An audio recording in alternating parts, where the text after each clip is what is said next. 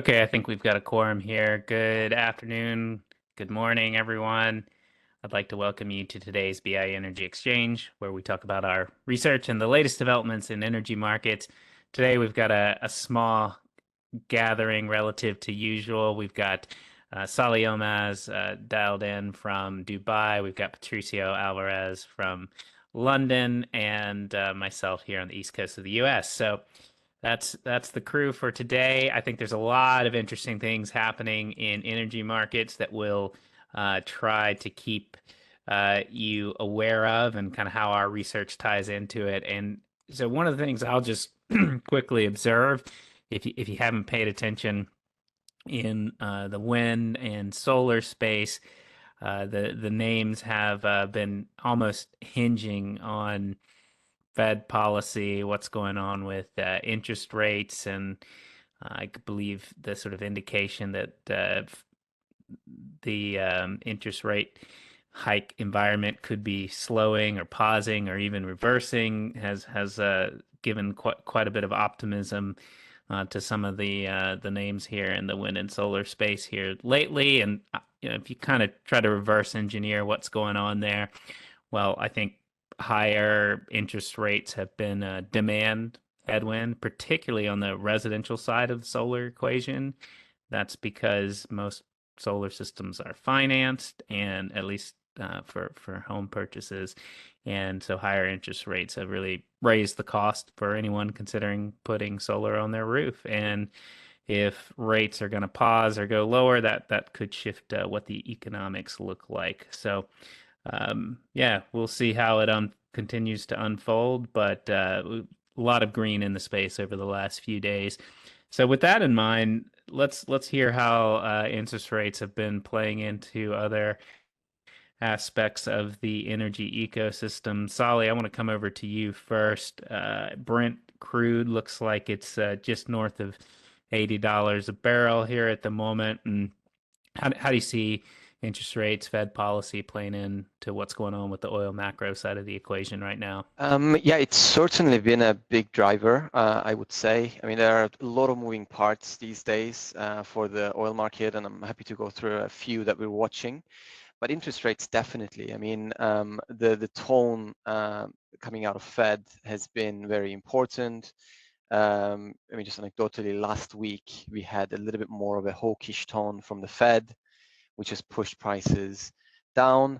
But then this week we had a relatively soft inflation print, which I think, I mean, and the market read that as maybe, as you said, there might be a pause or eventually a reversal in the rate hikes, and that gave oil a little bit of support. But as important of a driver as it has been, there are many other moving parts. And again, as you said, Brent is still under a lot of pressure. It's still hovering around 81, $82 a barrel, much lower than the levels that we saw about a month ago, and really for most of this year. I think at least in the last couple of days, one thing to watch out for was the IEA and OPEC reports. Interestingly, this time around, there were some differing views. What IEA essentially said was, when we look at the fourth quarter, it looks like the market might not be as tight as we initially expected, or they initially expected. But then on the other side, OPEC is essentially saying fundamentals remain quite healthy, and they do see the market still pretty tight in the fourth quarter. The API data for this week in the US looks like inventories may have gone up. Again, potentially bearish indicator. And then we have the OPEC meeting coming up next week. With that, I mean, we know Saudi Arabia and Russia have extended their voluntary cuts alongside the wider OPEC plus cuts all the way to the end of the year. And there could be a surprise, I think, at the OPEC meeting. We could get an announcement of a further extension of these cuts into perhaps the first quarter of next year. So a lot of moving parts. Fed interest rates are one of them, and as you can tell, all of these drivers are pushing oil prices sometimes in different directions. So a lot of uncertainty, very difficult to read the market these days. And perhaps I don't want to take too long, but perhaps if we have time a little bit later, I'd like to briefly mention the fair value model that we've been writing about a couple of times. But tomorrow we will be publishing a note where we are making the model available to our users. So if we have some time at some point on this call, I would like to very briefly talk about it because it is something that we've been working on for a while. We had the model internally, now we're making it client-facing, and we would like to collect feedback on it just to try to make it even better. So yeah, perhaps later on, if we run out of other things to talk about, I can go through that very briefly. Thanks, Salih. Yeah, we'll make sure to circle back around.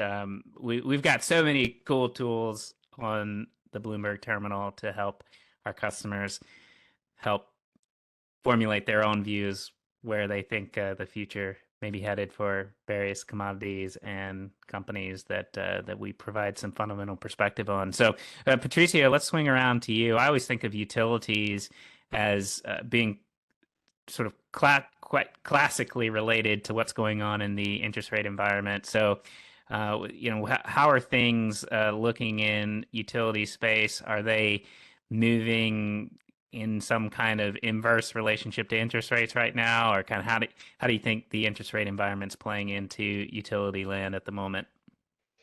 So yeah, thanks, Rob. I think it's similar to what you were mentioning about the renewable stocks, which is it's curious if you think that that utilities are supposed to be a safe haven, investment type, and yeah, people or investors like them because of their steady dividend yields. But the reason why they're also trending in inverse correlation to bond yields is because for the most part, the revenues of a utility are fixed for a certain period, for a couple of years at least. So that means that when inflation goes up and debt costs go up, it means that margins are suppressed and earnings come down. So that means that the only appeal for the sector is the dividend yield. So if you look at interest rates at the moment, you can probably get 4 to 5%, almost virtually at risk-free at the moment. And the Stock 600 European index for utilities, the yield for that is at about 5%. So as an investor, that makes it really hard for you to take the risk and invest in utilities at the moment when bond yields are so competitive. But on the flip side, like you just mentioned, it seemed that at least we're trending in the right direction in terms of the interest rate policy.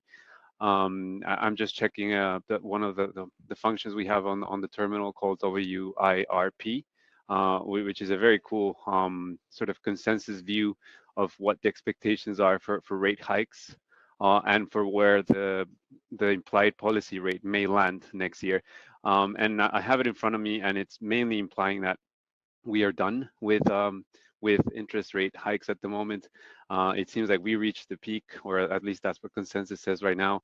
And US policy rates are expected to drop by almost 100 basis points by the end of 2024. So if you were wondering why solar and wind stocks were trading up these past 2 days, that's because recession fears are lower now that the US isn't expected to hike as much, and also because there's an expectation that borrowing costs and inflation may come down a bit and start to normalize. So overall, my sector, utilities, will keep being pressured by this higher for longer interest rate scenario that we're entering. And yeah, I think earnings momentum is also starting to slow down a bit, just because power prices have come off their highs of last year, and most power producers placed hedges to extend that upside, but those hedges are running out. So we're coming into a reality check. Both energy demand in Europe has been very subdued, and we don't see any reason for it to increase significantly next year. So all in all, is a mixed view for earnings. There are select companies that do have some upside on the renewable front, on renewable capacity growth front, and also on networks. But overall, mixed signals for next year. It doesn't look great. 2023 has been very strong so far, but we don't think there's a lot of upside for 2024. Okay, thank you, Patricio. Very interesting. And I generally think of interest rates as being pretty important for any capital intensive endeavor. So that generally applies to anything in the energy space, right? It's a pretty capital intensive industry. And on that front, there was some interesting headlines out yesterday, I believe, related to the nuclear power business. And if I understand, there are some brewing agreements related to the upcoming COP meeting, climate conference related to nuclear power. And the United States, the UK, some other allies sound like they really want to make a big push to expand nuclear capacity. John Kerry, the U.S. Special Climate Envoy Advisor, said nuclear is 100% part of the solution. It is clean energy, are his words. So I'm curious to hear your thoughts, Patricio, on just kind of what's the latest state of play for nuclear power. I've seen some pretty negative headlines on SMRs coming across the wire lately, which is small modular reactors for anyone who's not paying attention on the nuclear side of the equation. But is nuclear something that's part of the mix? And I think for this customer group that's listening in here today, is this even an investable thesis in your view? Sure. So many many questions. So yeah, on the pledge itself, what it means or what we've been seeing.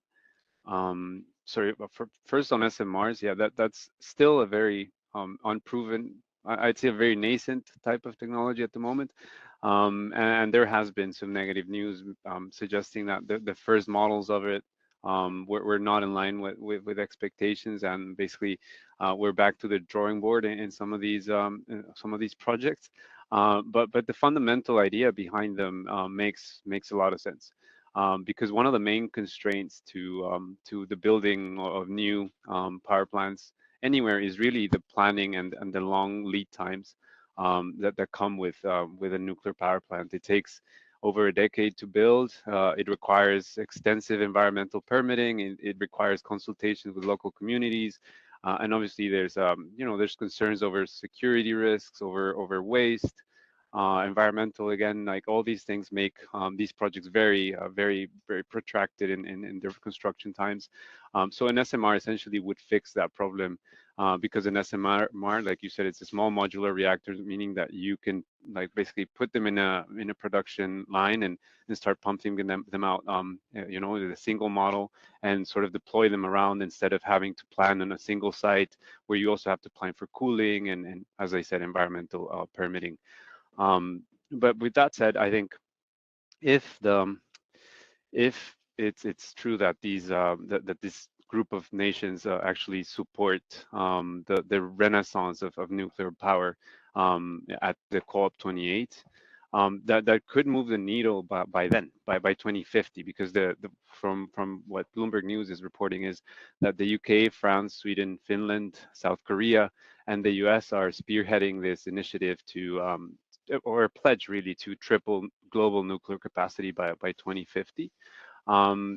Yeah, let's say the time frame looks ambitious, considering that we're almost nearly 2 decades and a bit away from that. So it would take a lot of effort in terms of investment and planning, and SMRs would definitely be part of it. And I think the main change, or the main what would actually move the needle there, is if that means that nuclear power will be included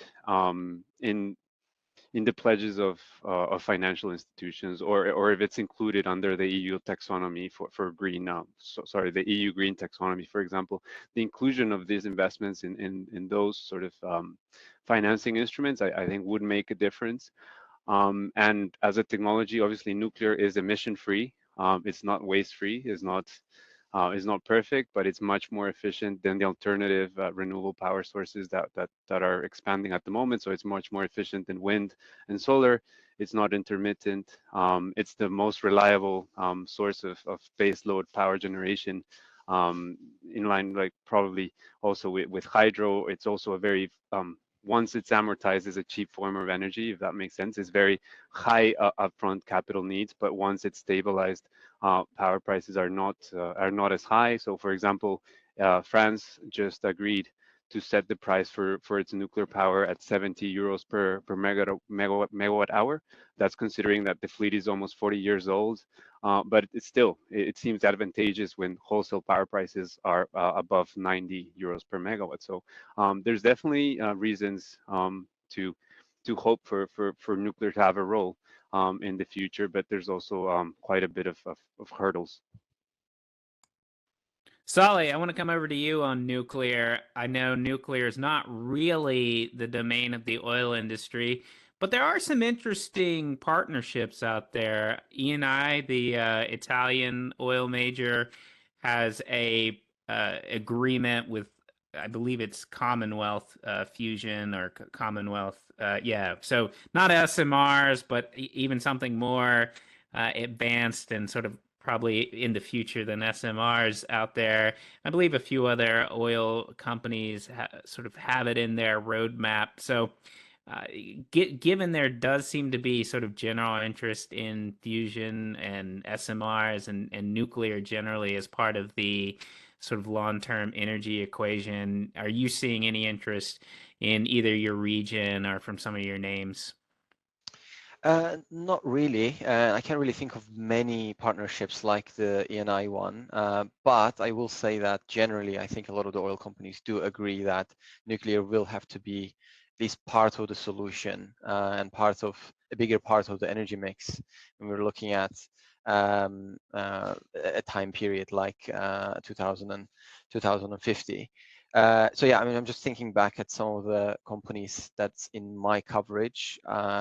I don't really have any of them that have clear kind of nuclear plans, but I mean, if you ask them, I think they would agree that you know, like we should not turn our backs to nuclear for the various reasons that Patricio mentioned. I mean, it's a reliable, efficient baseload generation source. And I wouldn't be surprised, and this is what we were talking about with Patricio just before the call around COP28. You know, I wouldn't be surprised if we get more announcements around nuclear and more announcements in general by oil and gas companies. Very briefly, this is not part of your question, by the way, but very briefly on COP28, which will be in Dubai in a couple of weeks. You know, I mean, the country is taking this very seriously, and they want, I believe what they said was they want this to be a COP of action, COP of execution. So I think there will be a lot of, not pressure, but, you know, what they want these countries and these companies to do is to, you know, either come up with more ambitious targets or, you know, come up with more concrete kind of timelines of what they're going to do.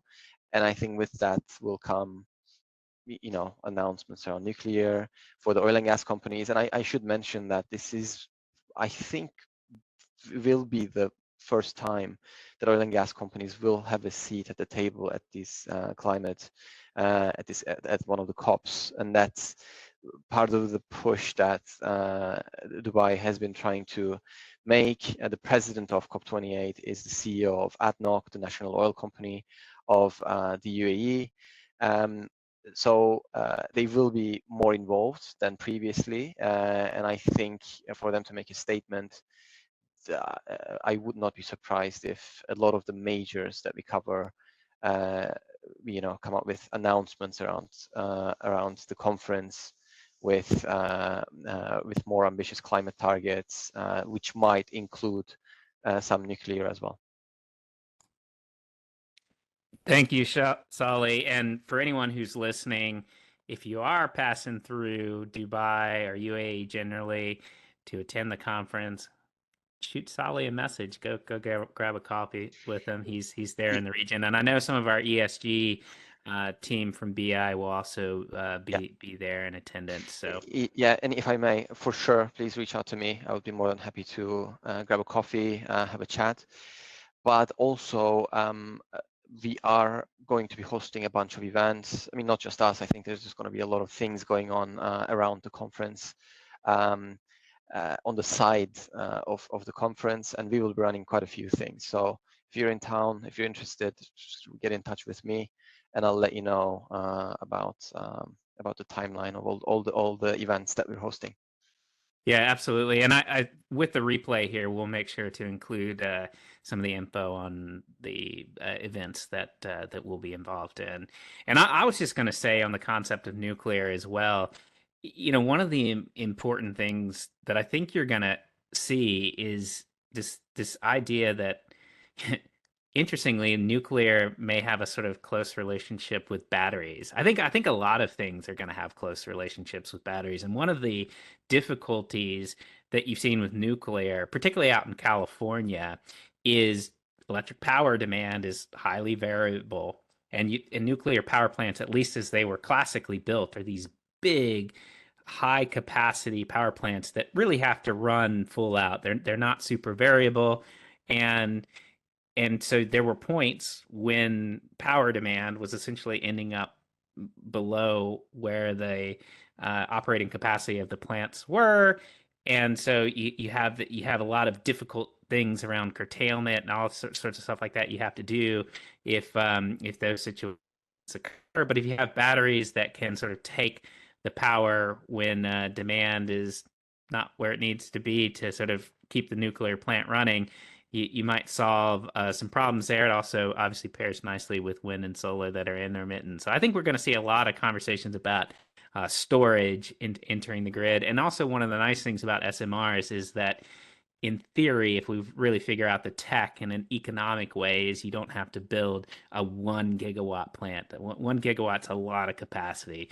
so maybe you can build a much smaller thing that could be slotted into pockets of demand more discreetly, and you don't have to go out and build a giant multi-billion-dollar reactor in one place. Patricio, I'll come back around to you. Just one last question on nuclear, because the latest experience. Now, again, this is not the new tech. This is not fusion. This is not SMRs, but the classic reactors, for the handful that have been under construction or being built here in the West recently, they've got tremendous price tags associated with them, and they've also come in quite a bit over budget. So particularly as we look at the reactors that are being built there in the UK, you know, what's the status of those, and you know, where are they at from a cost perspective? If you have any insight there, that'd be interesting to hear. So the first one, so Hinkley Point C is still going ahead. It's been delayed, I think, for over 8 years versus the original timeline. And if I'm not wrong, I think it's triple budget at the moment. So it's still going ahead, it's still being built. We're not sure when it's going to be finished. And the other reactor, or the other plant, is Sizewell C, which has not reached a financial close yet, meaning the financing for it is not in place yet. Yeah, I mean, it's a debate. We'll see.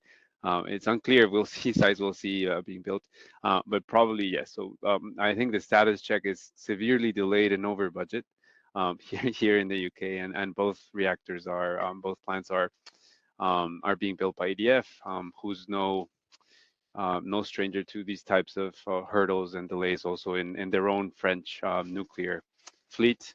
But that said, I mean, it's also considering that the West hasn't really invested, or hasn't really subsidized or invested R&D into nuclear. So these are pretty long or pretty mature technologies, are pretty, I wouldn't say ancient, but these are it hasn't been updated much in the past few years. The technology has not been updated very much.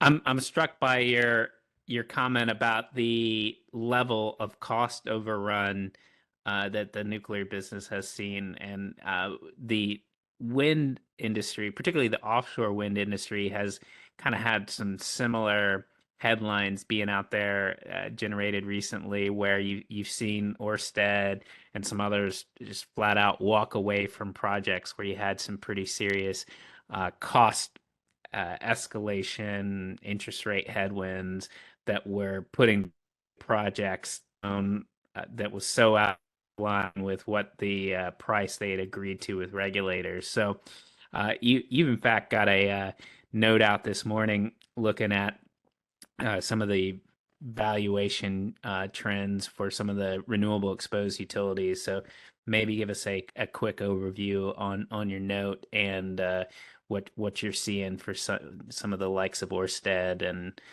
some of the other renewable focused utes out there. Sure. So I think one good conclusion, one very clear conclusion so far is that most or the most acute impacts of the offshore wind turmoil are localized to the U.S.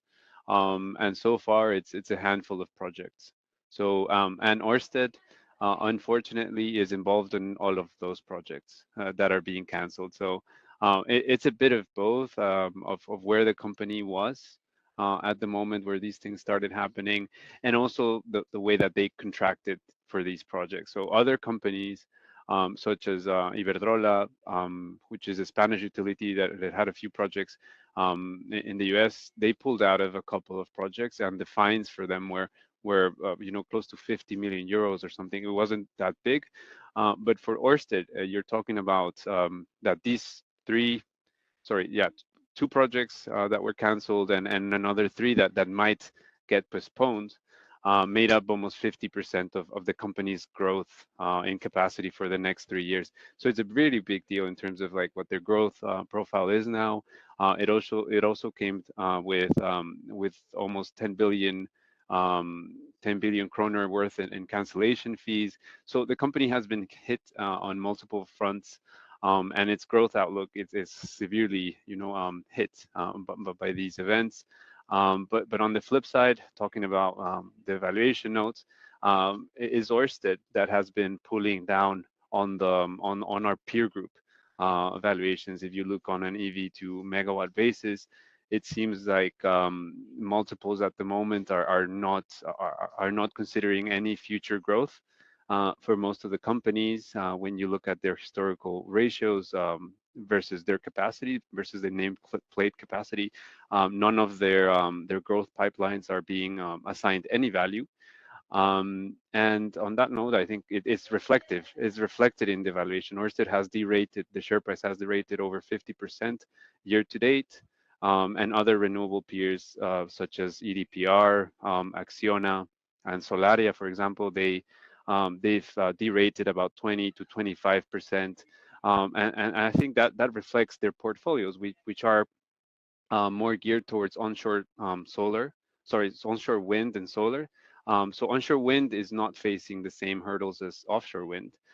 It has lower capex needs. It's shorter lead times, and that is that's borne out in the recent auctions. For example, the most recent auction in the UK for renewables didn't attract any bids for offshore wind, but it did attract bids for solar and onshore wind. And I think that's also important to try to make that distinction, and that's what we tried to lay bare on the note, is that it's mostly Orsted that is dragging down the index. And the others, are trending down, but it seems like they can fare better in terms of earnings growth for the next few years. Thank you, Patricio. Very interesting to note as well. I doubt we have too many folks who are hyper focused on the Danish stock market here, but two of the top 10 names in the overall exchange are Vestas and Orsted. So the in Denmark, you're highly swayed by what's going on in the renewable space. The positive news story there for the Danish stock market is Novo Nordisk, which we're not going to talk about here, but our colleagues on the healthcare team have had a really interesting call on that company for quite a while now. So if you are interested in GLP-1 medicines, make sure to check out Mikey Shaw and Sam Fazeli's research on those very interesting new drugs. Okay, so Salih, I want to swing around to you. We're going to close it out with some more oil-focused discussion here. You alluded to it earlier in our discussion, but you've for years been working with our colleagues on the quant team to develop a Python-based model that leverages lots of the Bloomberg data and can be really helpful in thinking about what signals matter in the oil market. So tell us about the fair value model, and I think you mentioned it's going to be available to clients starting very soon. So what's the deal? Yes, sure. So this is something that we've been working on for a while now, and in the last year or so, we've had our quant data science team involved in it just to make it better, just to make it more robust. And we've had it as an internal tool for a while. We've been writing about it, but we didn't have a client-facing version, and we've actually gotten a lot of questions on it. So that's why we've been working on making this available to everyone as well. And as you said, fortunately, tomorrow we will be publishing our note with a link to the tool. We're calling it a scenario analyzer. And I mean, as you perfectly summarized it, it's essentially the things that the way we approached this was we had a whole list of the things that we think are important for oil prices, and we've just kind of tested all of them in various shapes and forms, and we've come up with a short list of what the model seems to think are actually moving oil prices. And we're looking at data since 2010. It is a multi-variable regression model. It has a customizable threshold for t-statistics, and depending on what the user chooses for that, there's a different set of variables. And some of the variables, I won't go through all of them, include things like refining margins, inventories, interestingly, geopolitical risk, which the model actually seems to be quite sensitive to. The last time we updated our model last month, where we thought geopolitical risk was much higher, we actually were looking at a fair value between $90 and $100 a barrel. Now that number has come down, and now our fair value is a little below $80 a barrel. So that's a big driver. And things like inflation expectations, where the S&P is, etc. Again, depending on the threshold for the t-statistic, not all variables are available. But this tool, we're very happy to make it available to everyone tomorrow. And as I said, this will be part of the report that comes out tomorrow. We are collecting feedback on it as well. So anyone who's listening, anyone who gets a chance to play around with it, if you have any questions, if you have any feedback, if you have any suggestions for it, please get in touch with us. But as you said, I mean, the starting point for this was that, the Bloomberg terminal is a very powerful tool in itself. We have all of these data already tickered, already on the terminal. We have very good history for oil prices.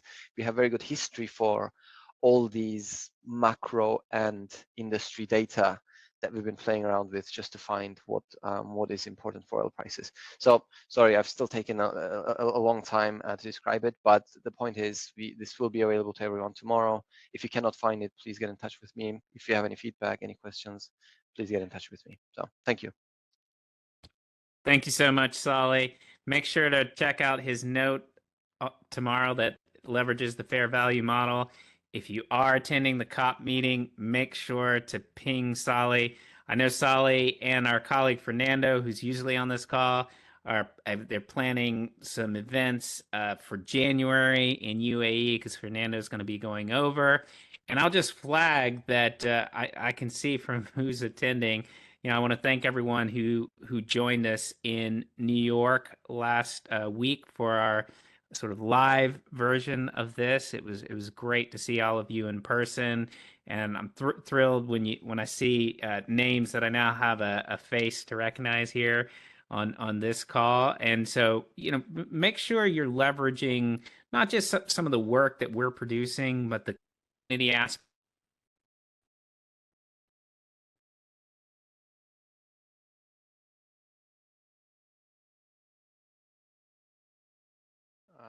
I think we may have lost Rob. In I think we just lost you for like 5 seconds, but yeah. Please okay, it's all right.